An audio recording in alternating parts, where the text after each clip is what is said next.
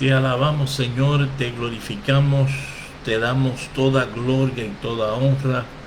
Bendice las almas que han de conectarse.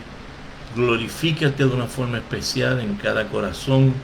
Que tu palabra sea bendición en esta hora y que podamos todos recibir luz, gracia y unción para la gloria y honra de tu nombre. Bendice a los hermanos que van a utilizar esta grabación, que van a compartirla, que Dios mío sea de beneficio y sea para enriquecer el cuerpo de Cristo y desarrollar líderes motivados a estudiar tu palabra y a entrar en los misterios del reino.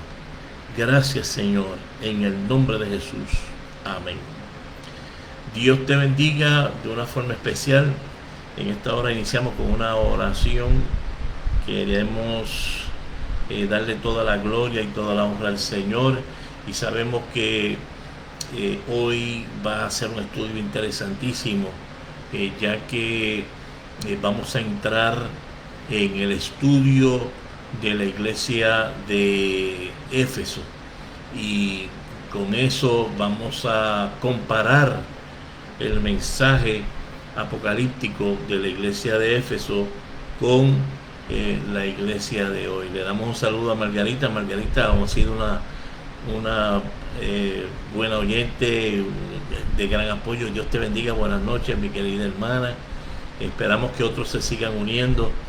Te dejé contestación a tu pregunta ayer, así que revisa sobre los 7 títulos que se le entregó o se le dieron a Jesús desde el capítulo 1 de Apocalipsis. Y sabemos que pues muchos hermanos y hermanas nos han solicitado. Yo creo que lo distintivo de este estudio es que vamos a comparar la iglesia apocalíptica de aquellos tiempos con la iglesia de hoy. Y yo quiero ser bien transparente en ese estudio. Necesariamente no tienes que estar de acuerdo conmigo. Es mi opinión muy personal. Yo he sido pastor por casi 40 años, y entre ellos la capellanía de la Fuerza Naval, y estudiando de una forma especial el comportamiento humano. Pero queremos, en el nombre del Señor, analizar críticamente, juiciosamente, la postura de la iglesia de hoy, y cómo podemos ver unos modelos que ya desde los tiempos de la iglesia neotestamentaria se estaban viendo. Y es interesantísimo porque la verdad es que Dios es infinito, Dios es precioso, es maravilloso, y cómo Él habla al pueblo y las oportunidades que Él da son únicas e inequívocas. Vamos a entrar de lleno, y los hermanos van a seguir conectándose, van a seguir viendo la transmisión, lo cual le pedimos de todo corazón. Si no ha visto la primera parte, sería bueno que la vea, la revise, y como siempre yo digo, comparta esta grabación, esta transmisión, y discútala con sus hermanos, con sus amigos, con sus familiares, y que sea una base de estudio y de discusión teológica para ayudarnos a crecer en esa bendita palabra, en el conocimiento de la palabra de Dios. Lo primero que tengo que señalar del capítulo 2 de Apocalipsis, vamos al elemento histórico. Este mensaje hay que verlo desde dos perspectivas. La primera, desde una postura cultural, lo que implica la ciudad de Éfeso, y lo segundo, el mensaje a la iglesia. Y que el mensaje a la iglesia inicia una fórmula que todas las iglesias recibieron y eso vamos a hablarlo más adelante, pero cuando usted lee los mensajes a las demás iglesias, incluyendo Éfeso, lógicamente, usted va a encontrar que hay una fórmula, y eso, repito, vamos a platicarlo más adelante. Pero cuando analizamos el contexto cultural de Éfeso, tenemos que comprender que Éfeso, para comprender el mensaje que se le dio a la iglesia, tenemos que ir a ese contexto. La ciudad de Éfeso era una ciudad progresiva, rica en comercio. De hecho, Éfeso, la ciudad, se convirtió en el centro, en la capital del comercio. Está en la costa, había unas rutas marítimas que facilitaban compenetrarse en Asia Menor, en Grecia y toda esa región, y por ende la ciudad de Éfeso responde a esta capacidad comercial que genera casi una cosmopolita, y que la misma ciudad era de una cultura diversa. Era una cultura, habían griegos que fueron uno de los primeros colonos que desarrollaron, y eventualmente la influencia griega en la ciudad de Éfeso. Habían persas, habían judíos, romanos. Los romanos lo utilizaron mucho como un centro operativo comercial y militar. Y esto responde porque, de hecho, la ciudad de Éfeso fue invadida por uno de los hijos de Alejandro el Magno, Lisamar, me parece que era. Luego pasó a manos de los persas y luego pasa a manos de los romanos. Los romanos, que adoptaron mucho de la influencia griega, abren sus puertas, y por eso, como dije al principio, muchos colonos griegos llegaron a Éfeso y se establecieron allí, lo cual desarrollaron una idiosincrasia de sus religiones, de sus comidas, de sus estilos de vida. Y los judíos, que también dentro de la diáspora se dispersan y se ubican, se localizan en Éfeso. Lo interesante de esto es que se desarrolla en Éfeso no tan solo un centro comercial bastante rico, sino que también, en cuanto a religión, es ahí donde se desarrolla el culto a la Artemisa, a la diosa Diana, la Artemisa, como decían los griegos, porque al principio ese culto era un culto hacia la caza, ¿verdad?, del cazador, hacia ayudar ciertos elementos de la familia, pero que eventualmente se degeneró a un centro de prostitución y de orgías, convirtiéndose en Diana de los Efesios, en una idolatría de gran relevancia en la sociedad de Éfeso y en la cultura. Y esto es bien importante. Esto se ve en Hechos capítulo 19, verso 1 en adelante, cuando Pablo va, el apóstol Pablo va, predica la palabra, pero cuando fue a predicar, el impacto del evangelio hizo que la multitud se congregara, y por horas empezaron a gritar: Diana de los Efesios, Diana de los Efesios. Y Pablo simplemente lo que hizo fue esperar a que se bajaran el tono, se cansaran de estar haciendo eco Diana de los Efesios, y cuando ellos terminaron, él dijo: ok, ahora yo voy a predicar. Y allí predicó la palabra del Señor, sembró la semilla del evangelio. De hecho, allí también en Éfeso el apóstol Pablo escribe las cartas a los Corintios, y se va a Mileto, y allá en Mileto, cuando regresa, ya encuentra una iglesia establecida en Éfeso, lo cual se convierte en la iglesia de Éfeso, en tal ciudad bien rica en comercio. Ese es el contexto cultural. Y esto es importante porque entonces cuando leemos el mensaje a la iglesia, ahí vamos a encontrar ciertos aspectos que caracterizan y que representan la ciudad de Éfeso. De hecho, antes de leer el capítulo 12, el mensaje a la iglesia de Éfeso, encontramos entonces la segunda parte que les estaba platicando, que es la fórmula de los mensajes a la iglesia.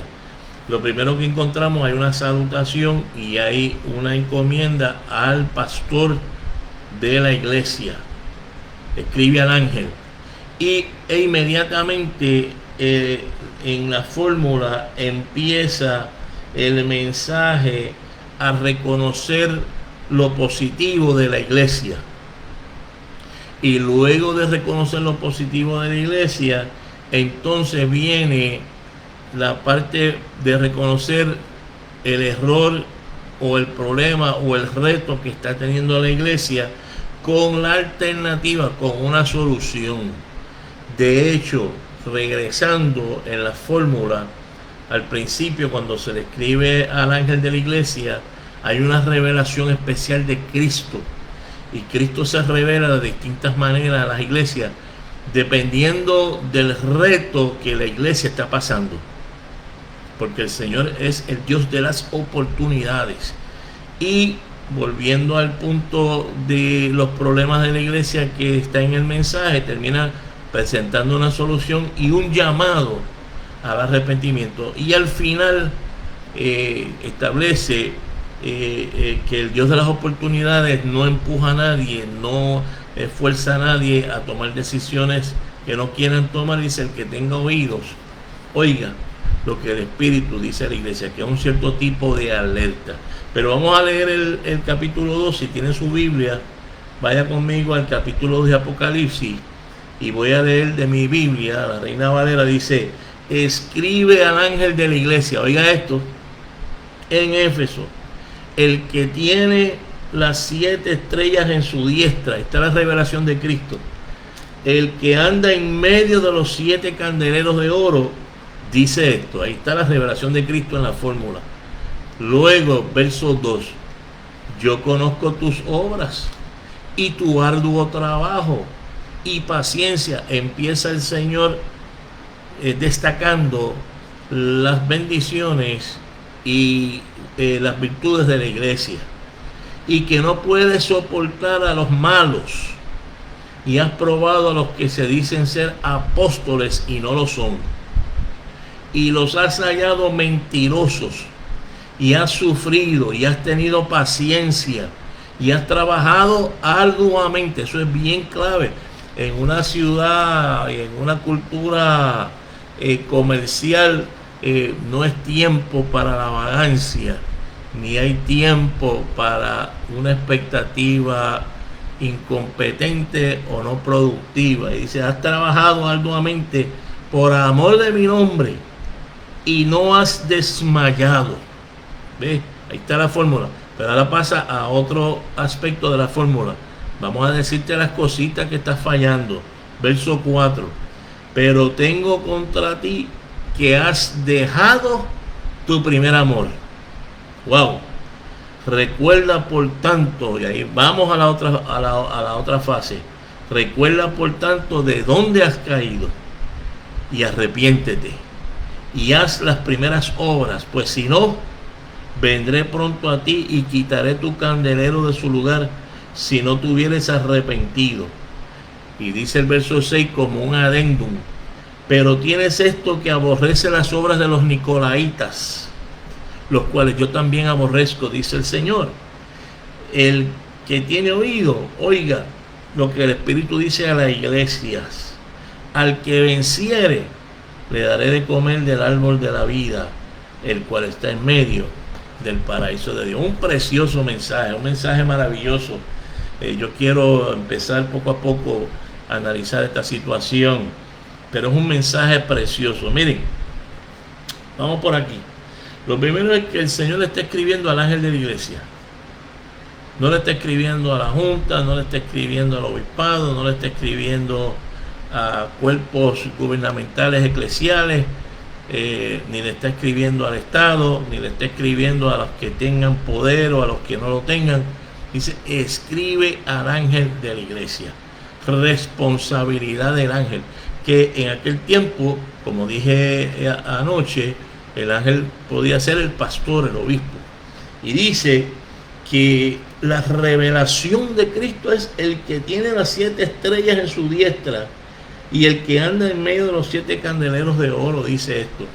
Lo que demuestra eso es que para una iglesia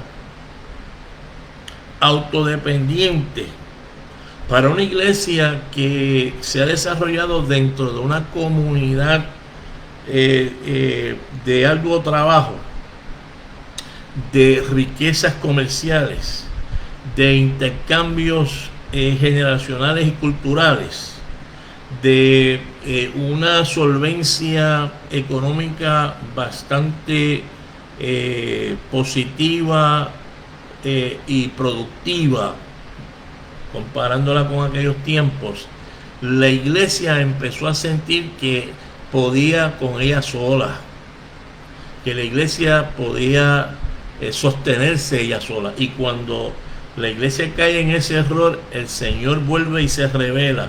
No, yo tengo las 7 estrellas en mi mano y yo soy el que ando en medio de los candeleros de oro. O sea, yo soy el Señor de la iglesia.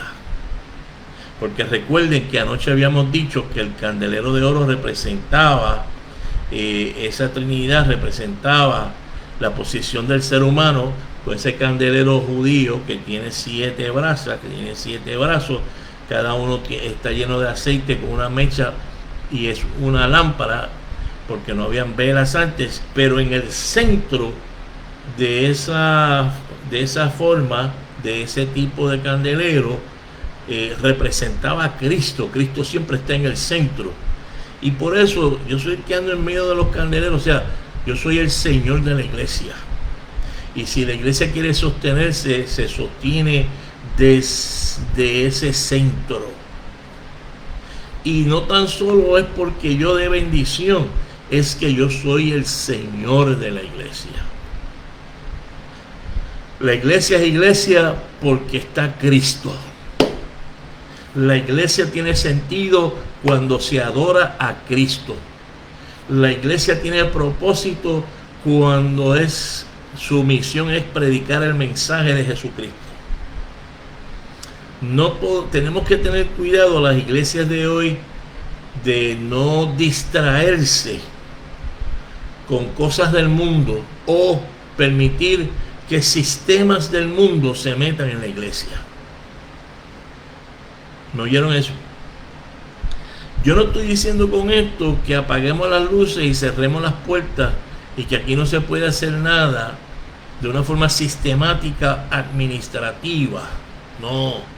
Lo que yo estoy diciendo es que lo que nosotros utilicemos para dirigir a la iglesia, entiéndase quién es el Señor de ese cuerpo, que es desde el centro, que es Cristo, donde se transforma, se produce, se trabaja, se interpreta y se perpetúa la gracia de Dios para la iglesia y la iglesia para la comunidad.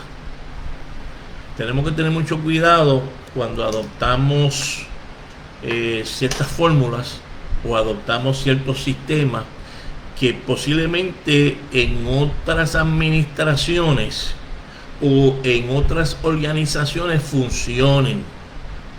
Y eso está precioso, eso está maravilloso. Pero tenemos que tener cuidado porque no todo funciona así en la iglesia. Que no tengamos administración, vuelvo y repito, quiero enfatizar en eso, no. Que no tengamos organización, no, porque la iglesia necesita esa organización. Pero entiéndase quién es el primero y el último de esa organización, quién es el alfa y el omega. Y a veces, y aquí es una opinión muy personal, cuando se toman unas decisiones, se pueden tomar decisiones administrativamente que hacen sentido, pero a veces uno tiene que tomar decisiones dirigidas por el reino, dirigidas por el Espíritu, que muchas veces o en algunas ocasiones no van a tono con lo administrativo. Voy a dar un ejemplo, bueno, por lo menos en el caso de que el modelo y el formato del reino es diferente al formato del mundo. Aquel hombre que está en el campo trabajando con su hacha, que la había pedido prestada y que de repente se le cae en el agua, en el río y se le pierde, una hacha de metal, va a donde el profeta: mira, tengo un problema bien sencillo, pero tengo un reto, esa hacha no era mía, no tengo cómo reponerla. El profeta Eliseo le dijo: vete, que la vas a encontrar. Y cuando el hombre regresa, encuentra el hacha flotando sobre el agua. Esa forma ilógica a veces para nosotros, esa forma ilógica es la que no podemos permutar, cambiar, negar o arrestar, porque a veces tenemos que hacer cosas para la iglesia y en la iglesia que, aunque posiblemente no sigan la razón administrativa de un mundo, pero sigue la dinámica de la gracia del Espíritu Santo de Dios. Aleluya. Y nosotros estamos llamados a entender que el que está caminando sobre los candeleros, en el centro de los candeleros, ese es Jesucristo. Y a veces hay que perdonar a el que no merece perdón. A veces hay que apoyar al que no merece tal apoyo. A veces hay que levantar al que se ha caído y nadie quiere levantar. Y en el mundo es: escapa por tu vida, el que te la hace te la paga, y olvídate de lo demás, esto eres tú solamente. Pero en el reino de Dios eso no funciona así. Alabado sea el nombre del Señor. Y de eso que estamos hablando. Bendito sea el nombre del Señor. Por eso Él es el que anda en medio de los candeleros y tiene las 7 estrellas. Él está en control. Gloria sea el nombre del Señor. Pero para que no me coja mucho tiempo, yo puedo seguir en esto, pero mira luego lo que dice. Empieza en la fórmula a decir las cosas buenas de la iglesia. Conocer sus obras, el arduo trabajo, la paciencia, que puede soportar a los malos, que has probado los que dicen ser apóstoles. La iglesia está siendo retada por falsos maestros, falsos apóstoles, y la iglesia de Éfeso los ha sabido discernir y poner en su lugar. Y que los ha hallado falsos y mentirosos, ha tenido un discernimiento del Espíritu y ha sufrido, dice, y has tenido paciencia y ha trabajado arduamente por amor a mi nombre y no has desmayado. Mire, cuando yo leo este mensaje del Espíritu de Dios a la iglesia de Éfeso, yo digo: wow, qué tremenda iglesia. Esto es una tremenda iglesia. Tiene paciencia, ha trabajado arduamente, ha sufrido, ha discernido, tiene un discernimiento increíble. Los falsos apóstoles, falsos maestros, no soporta a los malos, o sea, esto es una iglesia preciosa.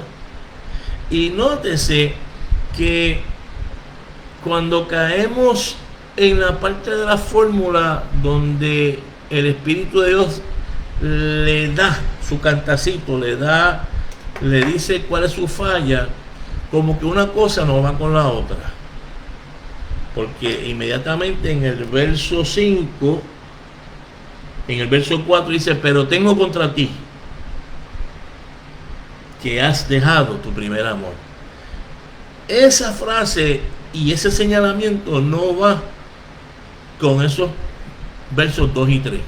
Una iglesia que trabaja, una iglesia que ha sufrido, una iglesia que ha sido paciente, una iglesia que tiene discernimiento contra los falsos, los mentirosos, una iglesia que tiene tremendas obras, que tiene un trabajo bien precioso, pero entonces dice: has dejado tu primer amor.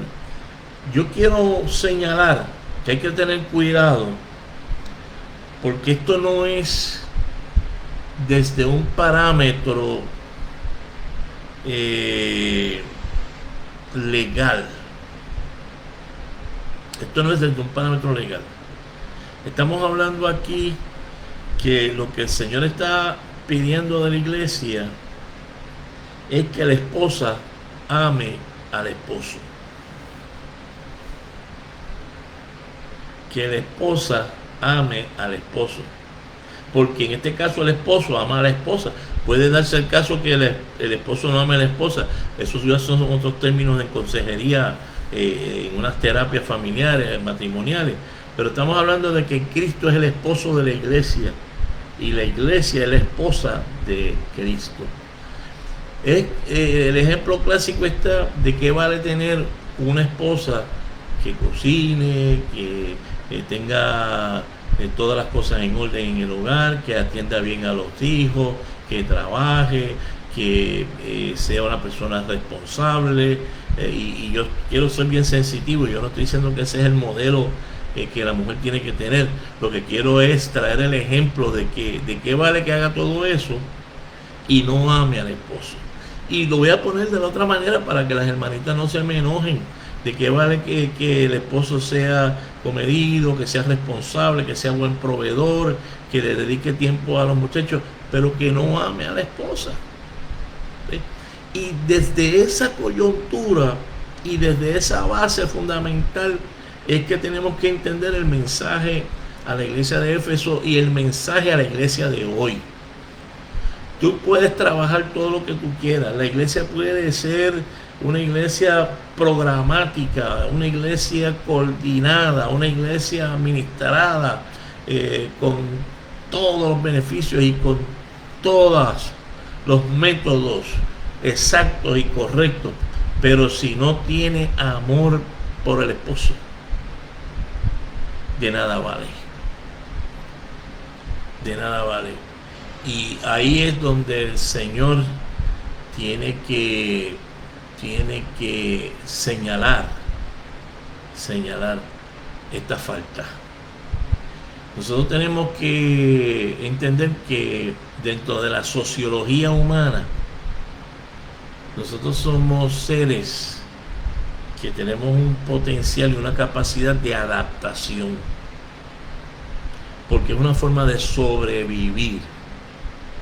Y cuando nosotros desarrollamos esa capacidad, nosotros podemos ir a... Usted dice, yo no puedo vivir allí. Mire, si usted va allí y está un tiempo, usted se adapta, porque usted tiene esa capacidad física, biológica, espiritual y emocional.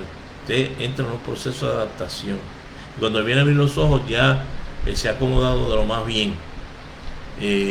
Por eso hay que tener cuidado, porque en la vida uno puede adaptarse a las circunstancias, a los retos y a los eventos que uno puede estar pasando en la vida. Pero lo importante es que uno no pierda el amor por la vida. ¿Cuál es tu pasión?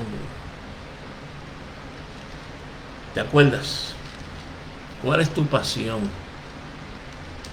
Cuando llegaste a Cristo, cuando viniste al Evangelio, ¿cuál era tu pasión? Y yo no estoy hablando de que nosotros tenemos una licencia para nosotros institucionalizarnos, porque a mí me parece que el reto que yo no tiro a la iglesia de hoy es que somos, no en todos los casos, no en todas las iglesias, no en todos los momentos, pero a mí me parece que la programática de hoy está para crear una fábrica de ovejas. Y nosotros no estamos llamados a crear una fábrica de ovejas que siguen, de ovejas que hacen lo mismo siempre, de ovejas que están en el mismo corral, de ovejas que oyen lo mismo, que dicen lo mismo.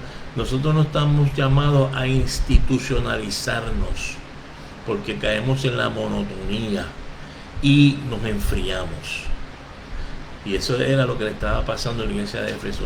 Nosotros estamos llamados a capacitar a las ovejas para que pueda llegar a otras ovejas. Estamos llamados a desarrollar el pueblo de Dios, para ayudar a transformar el pueblo de Dios. Estamos llamados para respetar el pensamiento humano, que si no piensa igual que yo, tiene que haber diversidad. Estar unánimes y juntos no quiere decir, como Hechos capítulo 2, que todos estemos pensando lo mismo y sintiendo lo mismo, porque eso apaga el amor. Estamos llamados a ser una iglesia donde se producen líderes, y cuando nosotros somos una iglesia que produce líderes, rompemos con la maldición del síndrome 2080, y eso quiere decir que se rompe el ciclo de que en la iglesia siempre hay un 20% de gente haciendo la obra y un 80% sentado sin hacer nada. Y eso no se hace desde la perspectiva solamente, subraya esa palabra, de un buen programa, de un buen discurso y de una reglamentación eclesial. Eso se hace desde la fuente del amor. El amor es la fuerza que le da sentido a la vida. ¿Ah? Porque muchas aguas no podrán apagar el amor, dice Cantares. Porque fuerte como la muerte es el amor. Es desde la base del amor donde la iglesia se sana. Aleluya. Gloria sea el nombre del Señor. Es desde el contexto del amor que tenemos que relacionarnos.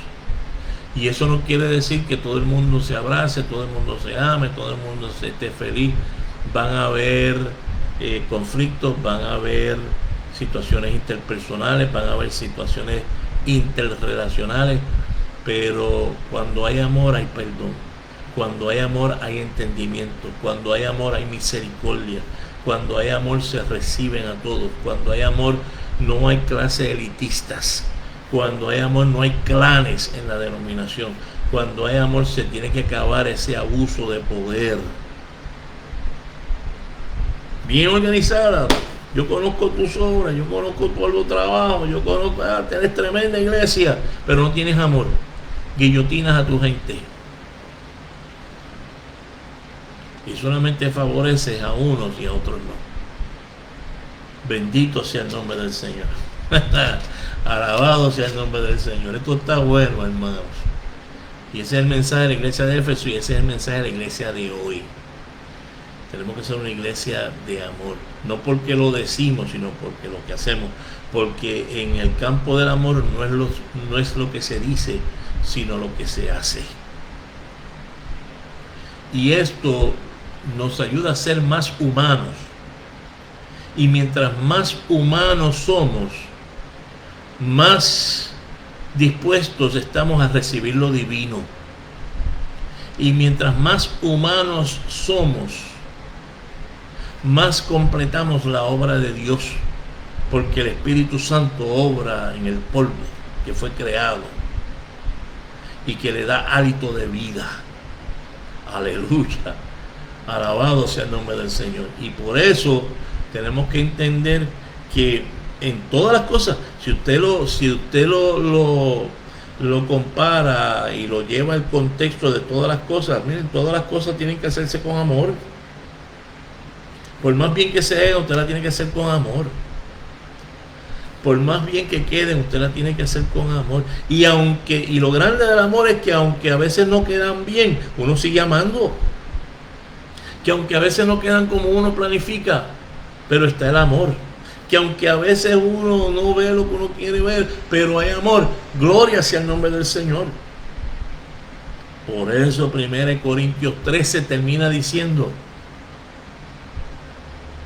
y estas tres, la fe, la esperanza y el amor,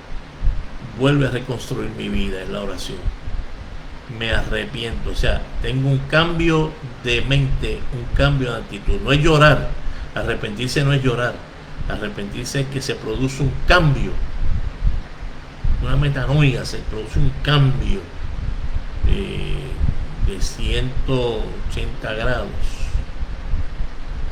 donde se le da la espalda a aquello que drenó tu vida, que comió y te hizo un hueco en la vasija y se perdió gracia, y vuelves a darle el frente a Cristo y a reconciliarte y a vivir para Él en amor.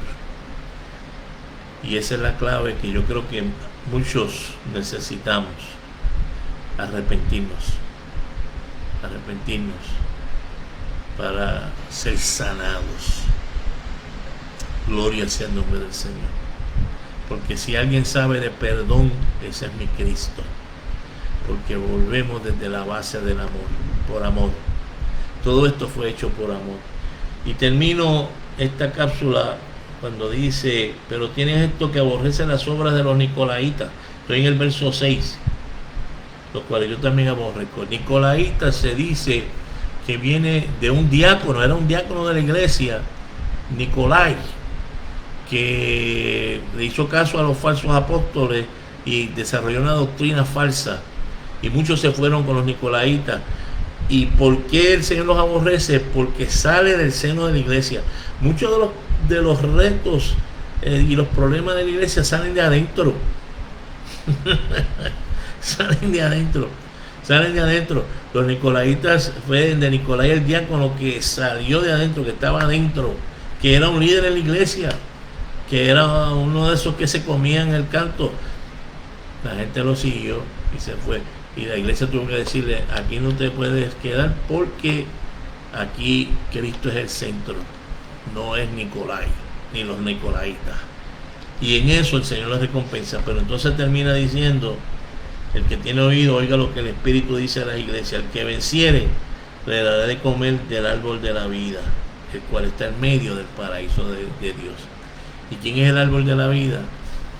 Jesucristo. Del árbol de la vida, que en Génesis se menciona y que tiene que terminar acá en el Nuevo Testamento y en el tiempo de hoy, porque ese árbol de vida sigue dando fruto, y ese árbol de vida sigue siendo Jesús. Hasta inclusive fue el árbol que fue herido, fue cortado y echado en las aguas amargas allá en el desierto, para que las aguas amargas se convirtieran en aguas dulces.